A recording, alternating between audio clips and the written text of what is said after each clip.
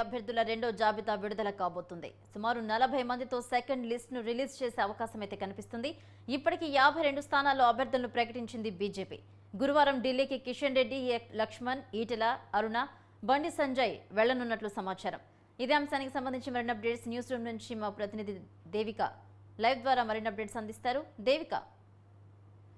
Bhavani, Bharatiya Janata party వేగం పెంచింది. ఇప్పటికే తొలి జాబితా 52 మందితో తొలి జాబితా అభ్యర్థులను 52 మంది అభ్యర్థులతో తొలి జాబితాను విడుదల చేసిన భారతీయ జనతా పార్టీ ఈ వారంలోనే సెకండ్ లిస్ట్ను ప్రకటించే అవకాశం ఉన్నట్టు మనకు తెలుస్తోంది. ఈ మేరకు ముఖ్య నేతలందరూ కూడా అధ్యక్షుడు కిషన్ రెడ్డి, అలాగే లక్ష్మణ్, డాక్టర్ కె లక్ష్మణ్, ఈటెల రాజేందర్, డికే అరుణ, బండి సంజయ్ ఎల్లుండి అంటే గురువారం ఢిల్లీ వెళ్ళనున్నట్టు తెలిసింది. ఇప్పటికే అంటే తొలి జాబితాతో ఒక అసంతృప్తి సెగలైతే పార్టీలో మనం చూస్తున్నాము. కొందరు ముఖ్య నేతలు ముదోల్ రమాదేవి సహా కొందరు అసంతృప్తి వ్యక్తం చేస్తున్న నేపథ్యంలో ఇలాంటి పరిస్థితి రాకుండా ఉండేందుకు పార్టీ మరింత తీవ్రస్థాయిలో జాగ్రత్తగా అభ్యర్థుల ఎంపికకు సంబంధించి కసరత్తు అయితే చేస్తున్నట్టు తెలిసింది.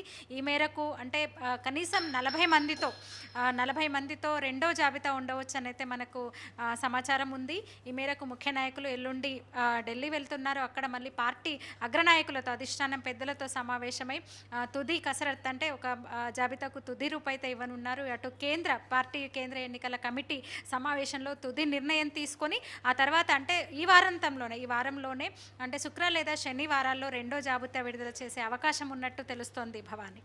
అయితే దేవిక, రెండో జాబితాలో 40 మంది అభ్యర్థుల పేర్లనే ప్రకటించడానికి కారణం ఏంటి?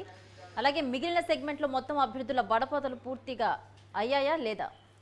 ఇప్పటికైతే దాదాపు అంటే బలమైన నేతలు బరిలో ఉన్న చోట, ఏకాభిప్రాయం ఉన్న చోట దాదాపు 52 మంది అభ్యర్థులను అయితే పార్టీ ప్రకటించింది. పూర్తిగా 3 విడతలుగా 3 జాబితాల ప్రకారం పార్టీ అభ్యర్థులను ప్రకటించే అవకాశం అయితే ఉంది. అటు ఈ నెల 27న అమిత్ షా తెలంగాణకు రాబోతున్నారు. ఇంకోటి జనసేన మద్దతు కూడా కోరుతున్న భారతీయ జనతా పార్టీ చర్చ నడుస్తుంది. కొన్ని సీట్లను జనసేనకు కూడా కేటాయించవచ్చు అనే ఒక చర్చ అయితే నడుస్తుంది. ఈ మేరకు అమిత్ షా ఈ నెల 27న తెలంగాణ పర్యటనకు వస్తున్న అమిత్ షా పవన్ కళ్యాణ్తో కూడా భేటీ అయ్యే అవకాశం ఉందంటున్నారు. ఆ రోజు సూర్యాపేటలో జరిగే బహిరంగ సభలో అమిత్ షా పాల్గొననున్నారు. ఆ రోజు సాయంత్రం పవన్ కళ్యాణ్ కలుస్తారు. అలాగే పార్టీ మద్దతు, అలాగే పొత్తుల గురించి కూడా చర్చించే అవకాశం ఉందని అయితే మనకు తెలుస్తోంది. మొత్తంగా అంటే కనీసం అంటే 40 మందితో అయితే రెండో జాబితాను త్వరలోనే రిలీజ్ చేసే అవకాశం అయితే ఉంది. Bhavani. Right, thank you Devika.